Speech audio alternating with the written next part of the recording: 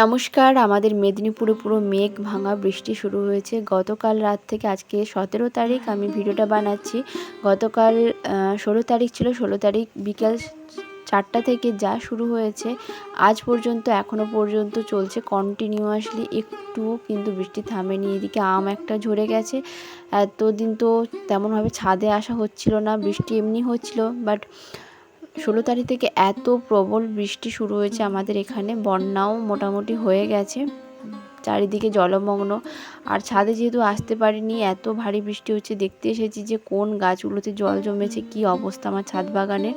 যেহেতু এই কয়েকদিন ধরে ছাদে আসতেই পারছি না তেমনভাবে বৃষ্টির জন্য, তো দেখছি সবগুলো গাছে জল জমেনি, কিছু কিছু গাছে জল জমেছে, আবার কিছু গাছও দেখছি লৌটে পড়ে আছে এভাবে। নাকচাপার গাছটা যেহেতু ভারী হয়ে গেছে, এদিকে চারিদিক দেখুন পুরো সাদা হয়ে আছে আমাদের। তো প্রচুরই চারিদিকে অবস্থা খারাপ আমাদের মেদিনীপুরের। যাই হোক, আর এদিকে আমার টবে তো ভালোভাবেই জল জমছে, কয়েকটা টবে দেখলাম। তো ওইভাবে দেখছি শুইয়ে দিয়ে চলে যাব নিচে, কারণ এখনও পর্যন্ত বৃষ্টি পড়ছে। তো একটু কমেছে, বাট কালকে সারা রাত থেকে এত পরিমাণ বৃষ্টি হয়েছে কি বলবো। মানে এরকম বৃষ্টি এর আগে কখনো হয়নি আমাদের এই এলাকায়। তো নাকচাপা গাছটাকে এভাবে তুলে দিলাম, দেখছি ডাল দুটো ভেঙে গেছে। ডাল দুটো দেখি বসিয়ে দেবো। নাকচাপা গাছে এমনিতেও ডাল ভেঙে গেলে বসিয়ে দিলে কিন্তু হয়ে যায়, সহজে মরে না নাকচাপা গাছ। তো আপনারা চাইলে কিন্তু নাকচাপা গাছের খুব ডাল কাটিং করে কিন্তু চারা তৈরি করতে পারেন। আর তো কাজগুলো সমস্ত করে এবার আমি যাচ্ছি নিচে।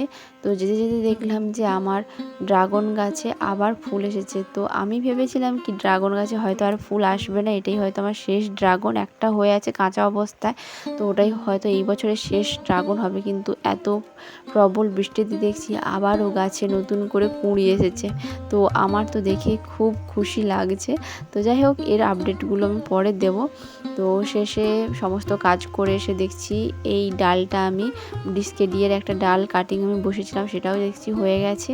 আর ভিজেই যখন গেছি, তো এই ফুলটাকেও দেখিয়ে দিই। সুন্দর এই ফুলটার নাম আমার ঠিক জানা নেই। আর এত বৃষ্টিতে দেখছি এই দিকে আমার টিকোমার গাছ থেকে একটা ডাল থেকে আবার চারাও তৈরি হওয়ার জন্য শিকড় বেরিয়েছে। তো ভিজেই যখন গেছি ভাবলাম আর একটু ভিজে নিই। তো যাই হোক, আজকের ভিডিওটা এই পর্যন্ত। দেখা হচ্ছে পরের ভিডিওতে। বাই।